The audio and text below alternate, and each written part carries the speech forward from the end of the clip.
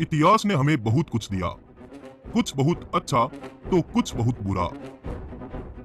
जहां अपने किस्सों से इतिहास ने हमें गौरवान्वित किया, तो वहीं कुछ किस्से हमारे दिल के नासूर बनकर रह गए। इतिहास ने अपने आंचल में इसी तरह के किस्से को सहेज रखा है, जिसे सुनते ही धमनियों में बहने वाले रक्त की गति सामान्य से कहीं अधिक हो जाती है। यह घटना थी 18वीं सदी में लड़े गए सबसे विनाशकारी युद्धों में से एक, पानीपत के तीसरे युद्ध की, जिसने एक ही दिन में हजारों योद्धाओं को काल का ग्रास बना दिया। 18वीं सदी की शुरुआत हो चुकी थी। औरंगजेब की मृत्यु के बाद भारत की जमीन पर सीना ताने खड़ा मुगल साम्राज्य अब घुटनों पर आ चुका था। दूसरी तरफ मराठाओं का भगवा परचम बुलंदी पर लहरा रहा था। पेशवा बाजीराव के नेतृत्व में राजपूताना, मालवा और गुजरात के राजा मराठों के साथ आ मिले थे। ये वो दौर था जब संपूर्ण हिंद की कमान मराठाओं के हाथों में थी। मराठाओं के लगातार आक्रमणों ने मुगल बादशाहों की हालत बद से बदतर कर दी थी। उत्तर भारत के अधिकांश इलाके जहां पहले मुगलों का शासन था, अब वहां मराठों का कब्जा हो चुका था। 1758 में पेशवा बाजीराव के पुत्र बालाजी बाजीराव ने पंजाब पर विजय प्राप्त करके मराठा साम्राज्य को और अधिक विस्तृत कर दिया। किंतु उनकी जितनी ख्याति बढ़ी, उनके शत्रुओं की संख्या में भी उतनी ही बढ़ोतरी हुई। खैर, मराठाओं का परचम अब अफगान की छाती पर लहरा रहा था, पर इस बार मराठाओं का सीधा सामना अफगान के नवाब अहमद शाह अब्दाली के साथ होना था। अफगान की सीमाओं पर लहराते मराठे परचम को अब्दाली ने एक चुनौती माना।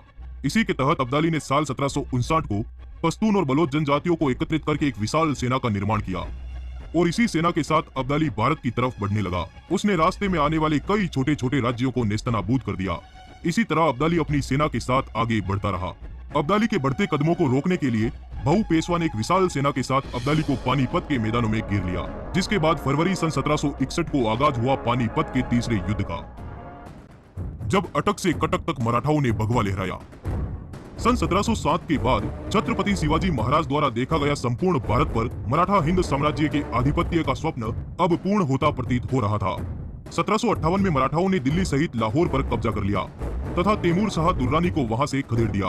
अब मराठा साम्राज्य की हदें उत्तर में सिंधु की धाराओं से लेकर हिमालय की पहाड़ियों तक और दक्षिण के मैदानों से लेकर अफगान की घाटियों तक फैल चुकी थी।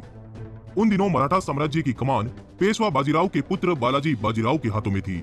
बालाजी ने तय किया कि दिल्ली के ध्वज से छत्रपति शिवाजी महाराज के नाम से हुकूमत कायम की जाए। इसी के तहत बालाजी ने अपने पुत्र विश्वास राव को दिल्ली के मुगल सिंहासन पर बैठाने का पक्का मन बना लिया था। इस दौर में दिल्ली पर मुगलों का नाम मात्र का शासन रह गया था और वे सभी मराठों के विस्तृत होते हुए साम्राज्य को देखकर भयभीत हो रहे थे।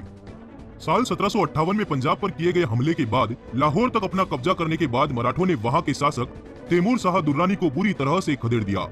तैमूर शाह अफगानिस्तान के शासक अहमद शाह अब्दाली का पुत्र था। अब्दाली को यह बात नागवार गुजरी, जिसके बाद उसने भारत पर हमले का मन बना लिया। सबसे पहले उसने पंजाब के उन जगहों पर हमला किया जहां मराठा फौजें कम संख्या में थी। उसके बाद वो अपने विशाल लश्कर के साथ आगे बढ़ा। अहमद शाह ने पंजाब, कश्मीर और मुल्तान पर कब्जा जमाने के बाद दिल्ली के अकूत खजाने में अपनी दिलचस्पी दिखाई, जिसके बाद अब्दाली अपने विशाल लश्कर के साथ दिल्ली में रुक गया। जब मराठाओं ने प्रतिघात के स्वर में ललकार लगाई, अब्दाली के दिल्ली में रुकने से मराठे गुस्से की आग में तपने लगे। इसी ताप में तप रहे मराठा सरदारों ने अहमद शाह अब्दाली के खिलाफ जंग का ऐलान कर दिया। इस दिन को इतिहास की एक निर्णायक घटना माना जाता है, क्योंकि इस दिन मराठों ने न केवल अब्दाली को पराजित करने की योजना बनाई थी, बल्कि उन्होंने बंगाल जाकर बढ़ती जा रही ब्रिटिश ताकतों को रोकने का भी मन बना लिया था। मराठा सरदारों ने अब संपूर्ण भारत से विदेशी ताकतों का समूल खात्मा करने की शपथ दोहराई।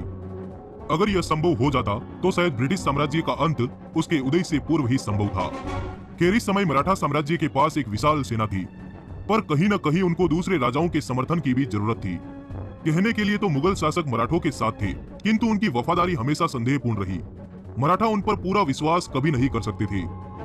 दूसरी तरफ छत्रपति शिवाजी राजे के समय मराठों के राजपूतों से बहुत घनिष्ठ संबंध थे, किंतु साल 1750 आते आते मराठा और राजपूतों के संबंध खराब होने शुरू हो गए। वहीं ब्रज के ताज हिंदू राजा सूरजमल मराठों के कट्टर समर्थक, किंतु वक्त के साथ जाट और मराठाओं की मित्रता भी कमजोर पड़ने लगी। खैर, चारों दिशाओं की स्थिति को भांपने के बाद 14 अप्रैल सन 1760 को मराठा सेना भाऊ सदाशिवराव पेशवे के नेतृत्व में पुणे से दिल्ली की ओर रवाना हुई।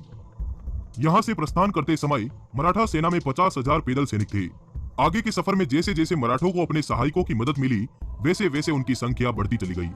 आगे बढ़ रही मराठा सेना को कई राज्यों की सेनाएं और अनुभवी योद्धा मिलते गए, जिसने मराठों की ताकत को दोगुना कर दिया।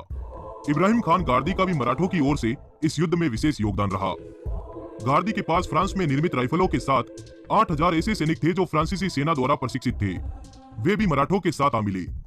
गार्दी के पास 200 उत्कृष्ट बंदूकें तथा युद्ध की तोपें भी थी, जिनका उन दिनों विशेष महत्व था। मई और जून के बाद जब लंबे सफर के बाद मराठा आगरा पहुंचे, तब मल्हारराव होलकर और जुनकोजी सिंधिया भी अपनी सेनाओं के साथ मराठा सेना में शामिल हो गए।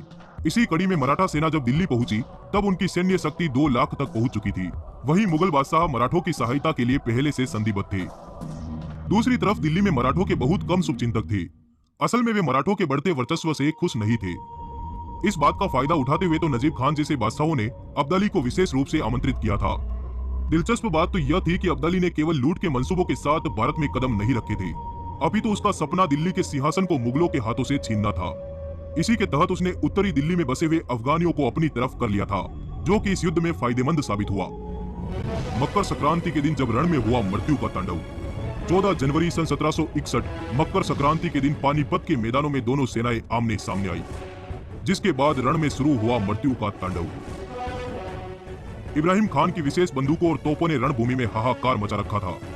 ऐसा प्रतीत हो रहा था कि मराठा आज नया इतिहास लिखेंगे। किंतु शाम होते होते युद्ध की स्थिति पूरी तरह से बदल चुकी थी। दोनों पक्षों के लगभग 40,000 सैनिक काल के ग्रास बन चुके थे। पेशवा बाजीराव के पुत्र विश्वासराव, जसवंतराव पवार तथा तुकोजी सिंधिया सहित कितने ही योद्धा वीर गति को प्राप्त हो चुके थे। इस युद्ध के विनाश का अनुमान आप इस बात से लगा सकते हैं कि महाराष्ट्र का कोई भी ऐसा परिवार नहीं था जिसका कम से कम एक सगा संबंधी इस युद्ध में न मारा गया हो। मराठों की ओर से मरने वाले केवल सैनिक ही नहीं, बल्कि आम नागरिक भी थे, जो सेना के साथ तीर्थ यात्रा के लिए जा रहे थे। मराठों की हार के बाद अब्दाली ने अपनी सेना के साथ इन नागरिकों को मारते हुए आगे बढ़ना शुरू कर दिया। अगर आप सोचते हैं कि अब्दाली की सेना ने मराठों को परास्त कर दिया, तो आपका ऐसा सोचना गलत होगा।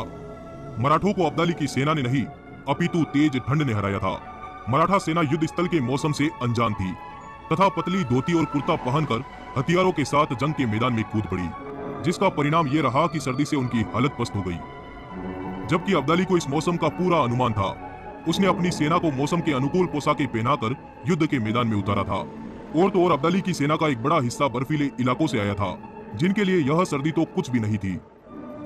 दूसरी तरफ पेशवा सदाशिवराव बहु की बहुकता ने भी मराठों की पराजय पहले ही सुनिश्चित कर दी थी। वह यूं था कि युद्ध के मैदान में विश्वासराव बहु को गोली लग गई। विश्वासराव बहु सदाशिवराव के अत्यंत प्रिय थे। उन्हें इस अवस्था में देखकर सदाशिवराव बिना कुछ सोचे समझे अपने हाथी से उतरकर घोड़े पर सवार होकर विश्वासराव के पास चले गए। इधर अपने सेनापति सदाशिवराव बहु के हाथी पर उन्हें न पाकर मराठा सेना भयभीत हो गई। उन्हें लगा कि बहु वीर गति को प्राप्त हो गए। परिणाम स्वरूप हार की ओर बढ़ती अब्दाली की सेना में नया जोश आ गया और वो फिर से उठ खड़े हुए। कहा जाता है कि इस युद्ध के समय मराठों का खाना पानी भी समाप्त हो चुका था, फिर भी उन्होंने अंततः भूखे प्यासे रहकर युद्ध को जारी रखा। इस युद्ध में एक दिन में तकरीबन 40,000 योद्धा मारे गए, जो किसी भी सामान्य युद्ध में मरने वाले योद्धाओं की संख्या से बहुत ज्यादा थे। भारत की दुर्गति का हमेशा से यही कारण रहा कि यहाँ के राजाओं ने अपना अपना फायदा सोचा। एकता तो हमारी कभी बन ही नहीं पाई तथा अपनों को छोड़ बाहरी दुश्मनों को पनाह दी। इसके विपरीत अगर शुरुआत से ही सभी एकजुट होकर लड़ते, तो शायद आज हमारा भारत सबसे शक्तिशाली होता। कोई हमें कभी गुलाम नहीं बना पाता। दौर कोई भी हो, लेकिन हमारे देश पर राजनीति हमेशा हावी रही, कल भी और आज भी। पानीपत की लड़ाई और उसके परिणामों से हमें यही सबक मिलता है। आपका इस बारे में क्या कथन है? इस वीडियो को अधिक से अधिक शेयर करें, वीडियो को लाइक जरूर करें। आपका आभार, धन्यवाद, जुड़े रहिए।